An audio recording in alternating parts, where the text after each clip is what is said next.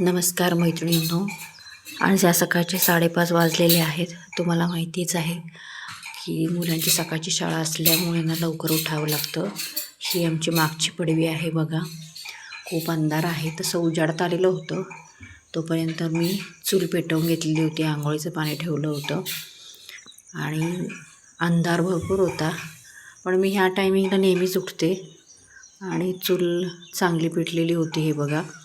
कारण आत्ता सध्या एकंदरीतच गॅसचा प्रॉब्लेम ऐकून मी जसं मिळेल इकडून तिकडून लाकडं आणून पण निदान 4 माणसांचं पाणी गॅसवर तापवण्यापेक्षा ना ते चुलीवर तापवलेलं बरं पडतं आणि गॅसही वाचतो. त्याच्यामुळे हा मोठा टोप आहे आमचा. म्हणजे 2दा तापवलं ना की आमच्या चौघांच्या अंघोळ्या होऊन जातात. अजून तेवढं उजाडलेलं नव्हतं, पण मला काही तेवढी भीती नाही वाटत. तिकडे शेजारीसुद्धा मुलांच्या शाळा सकाळी लवकर असल्यामुळे सगळेच लवकर उठतात, त्याच्यामुळे एवढी काही भीती नाही वाटत. तोपर्यंत चूल पेटवेपर्यंत मी इकडे बघा, आज बुधवार होता त्याच्यामुळे कुकरला अंडी लावून घेतलेली होती आणि दूध तापवून घेतलं होतं. इकडे पीठ वगैरे काढून ठेवलेलं होतं, गव्हाचं पीठ, कणिक मळायची होती. तोपर्यंत दूध कारण पहिल्या आधी उठलं की ना मी दूध म्हणजे उकळवून घेते. कारण आमच्या छोटीला उठल्या उठल्या दूध प्यायला द्यायचं असतं, त्याच्यामध्ये उकळून थंड करून ठेवते मी. आता सांगण्याचं सगळं माझं आवरून झालेलं होतं, पण ना आज ना माझी तब्येत बरी नसल्यामुळे तेवढी ना मला पूर्ण डिटेल व्हिडिओ आज करता नाही आला. तर मग म्हणजे एकंदरीतच आत्ताचं हे जे वातावरण आहे ना, ऊन एवढं पडलेलं आहे आणि मला ना बरेच 2-3 दिवस झालं खूप थकवाही जाणवत होता आणि त्याच्यामुळे ना मला सतत मी तुम्हाला म्हटलं की मला खूप अचानक घाम येत होता आणि एक्झर्शन झाल्यासारखं होतं ना, तसं मला झालेलं होतं आणि त्याच्यामुळे मग मला तेवढा पूर्ण व्हिडिओ आज टाकता नाही आला.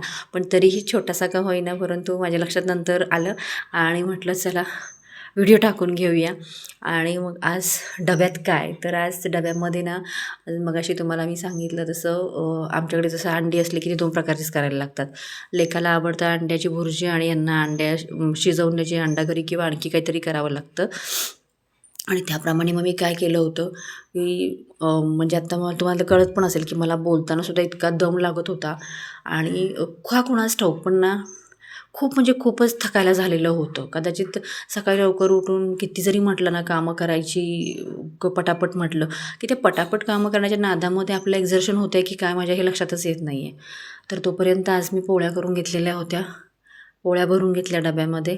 त्यानंतर ना आता ह्याच्यामध्ये नेहमीप्रमाणे आता काय, तर एकतर कांदा द्यावा लागतो नॉनव्हेज असेल तर, नाहीतर मग काकडीच द्यावी लागते.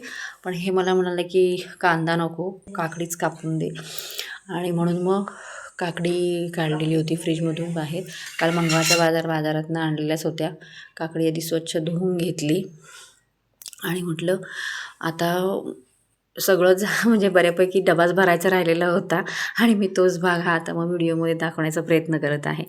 आणखी दुसरी एक गोष्ट मला सांगायची म्हणजे कालचे व्हिडिओ पोस्ट केल्यापासून सुद्धा आपल्या यूट्यूब फॅमिलीमध्ये आणखीन काही मेंबर्स कुटुंबामध्ये आपल्या सदस्य वाढलेले आहेत. तर त्या सगळ्यांच्या मनापासून खूप खूप धन्यवाद आणि असेच मला सपोर्ट करत राहा. माझं चॅनल ग्रो करण्यासाठी मला मदत करा. आणि कोकणातली एक गृहिणी म्हणा, गृहिणी तर मी आत्ता आहेच आणि शिवाय वर्किंग वुमन पण आहे.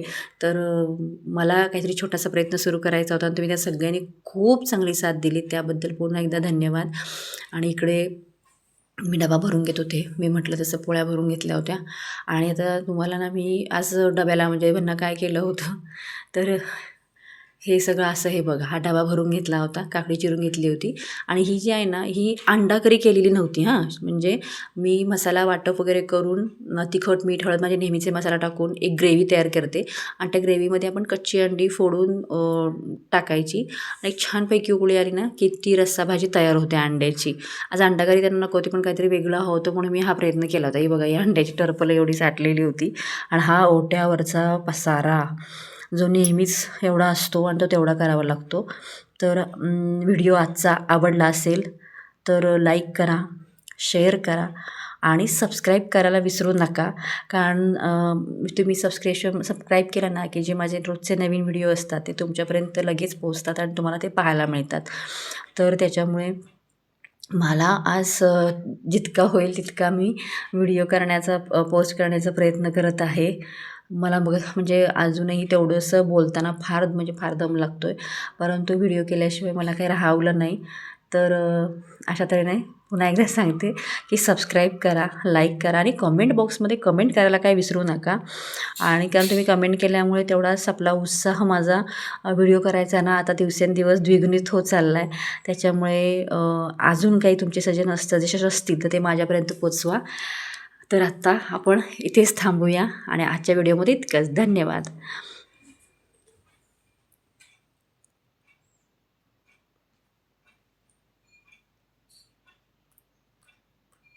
फॅन लाव.